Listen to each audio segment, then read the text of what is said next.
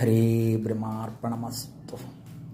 അവിശ്യമനുഭോക്തവ്യം കൃതം കർമ്മ ശുഭാശുഭം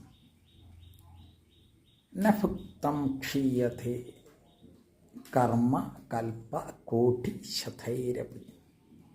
ഇത് ശ്രേഷ്ഠമായിട്ടുള്ള ഒരു ശ്ലോകമാണ്. നീതിസാരം വ്യക്തമാക്കുന്നത് മനുഷ്യൻ മറ്റ് കർമ്മങ്ങൾ അനുഷ്ഠിക്കുന്നത് പോലെ തന്നെ ഈശ്വര കർമ്മങ്ങൾ അനുഷ്ഠിച്ചില്ല എന്നുണ്ടെങ്കിൽ ആ പാപക്കറകൾ അനേക ജന്മങ്ങളിലൂടെ അവനെ വേട്ടയാടിക്കൊണ്ടിരിക്കും.